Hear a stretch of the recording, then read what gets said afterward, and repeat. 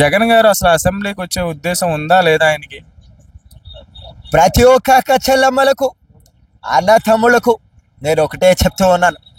జగన్ని ప్రభుత్వంలోనే ఉంచుతారో లేదో అనుకుంటే అసెంబ్లీ దాకా అడిగావు. తమ్ముడు చాలా థ్యాంక్ యూ. నీ యొక్క అభిమానం ఏ ఒక్కడికి రాలేదు. అందుకే మాకు 11 వరకే మిగిలిపోయినాయి. ఇంకొకటి ఇచ్చినా కానీ గంటకు 1 నిమిషాలు చొప్పున 12 మంది కూడా పని చేస్తారు అనుకున్నాం.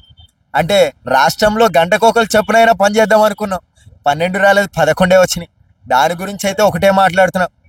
మీరు అసెంబ్లీ అన్నారు, అసెంబ్లీకి ప్రతిరోజు వెళ్తాను కానీ ఆ ఒక్క అడుగు వేయాలి అంటే మర్యాద రామన్న సినిమాలో మర్యాద లేకుండా పోతుంది కాబట్టి నేను వెళ్తానో వెళ్ళనో కూడా తెలుస్తలేదు నాయన. ఇప్పుడు వల్లభనేని వంశీ, పోసాని కృష్ణమురళి, నెక్స్ట్ ఎవరు లిస్టులో? రాజా, బంగారు రాజా, నన్నేం చేయలేవు, ఎవడైనా ఏం చేయలేడు రాజా. ఒకటి చెప్తా గుర్తుపెట్టుకో, పవన్ కళ్యాణ్ రాజా, నువ్వు పార్టీ గెలిచినా నన్నేం పీకలేవు అన్నాడు. ఎక్కడికి పోయిండు? అదక్ పాతాలకు పోయిండు. ఆయన ఎక్కడికైనా పోని, ఆయన ఎట్టయినా పోని, కానీ ఆయన టాపిక్లో కూడా నన్నే తీసుకొస్తే నన్నేం చేయమంటారు అధ్యక్ష? ఆయనకి 190 ఉండొచ్చు, ఆయనకి సినిమాలు రావట్లేదు ఆపిచ్చేశాడు అన్న కోపంతో ఏదో అని ఉండొచ్చు. అంతేగాని ఈ జగన్ ఎందుకు బర్బాద్ చేస్తారని నేను అంటున్నాను. నాకే ఇప్పుడు సీట్లు రాలేదని స్వీట్లు షాప్కి వెళ్ళి స్వీట్లు తెచ్చుకుని తింటుంటే ఆ మాత్రం కూడా తినకుండా చేస్తున్నారు ఈ యొక్క ఆంధ్రప్రదేశ్ ప్రజలు. అలా మెల్లగా ఉన్న 11 మంది కూడా లోపలికి వెళ్తారా లేకపోతే ఎలా ఉంటుంది? బేసికలీ యాక్చువల్లీ 11 మంది వెళ్ళినా, ఎంతమంది వెళ్ళినా నాకు అభ్యంతరమే లేదు. మళ్ళీసారి మా ఒక పార్టీ వస్తుందని నాకు కూడా నమ్మకం లేదు. కాకపోతే ఒక నమ్మకం అనేది లేకపోతే నమ్మకానికి అమ్మ వంటిది.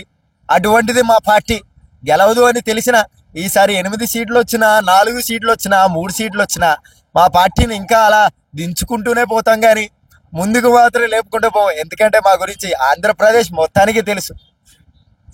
పవన్ కళ్యాణ్ గారు చూసి భయపడి రావట్లేదా జగన్ గారు అసెంబ్లీకి? బేసికలీ పవన్ కళ్యాణ్ అనేవాడు ముఖానికి మేకప్ వేసుకుని అందరినీ అలరిస్తాడు. ఆడు ప్యాకప్ చెప్పిన తర్వాత నా మేకప్ తీస్తాడేమోనని నేను అసెంబ్లీకి వెళ్తలేదు అధ్యక్ష. అయినా అక్కడ మాట్లాడడానికి ఏమీ లేదు.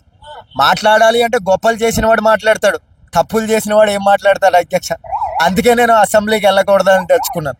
గత ప్రభుత్వంలో ఉన్నప్పుడు భీమ్లా నాయక్ టికెట్లు 5 రూపాయలు 10 రూపాయలు పెట్టారు. ఇప్పుడు ఆయన అదే సినిమా యాక్టర్ డిప్యూటీ సీఎం అయ్యి ప్రభుత్వంలో కూర్చున్నాడు. ఇప్పుడు ఓజీ రిలీజ్ అవుతుంది.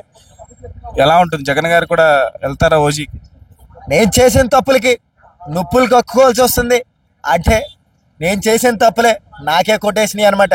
ఓజీ 5,000 రూపాయల టికెట్ పెట్టినా నేను నా సకుండా కుటుంబం మొత్తం వెళ్తాం. అంతేగాని ఒక్కసారికి నా సీట్ అయినా గెలిపించాలని నేను కోరుకుంటున్నాను, అంతే.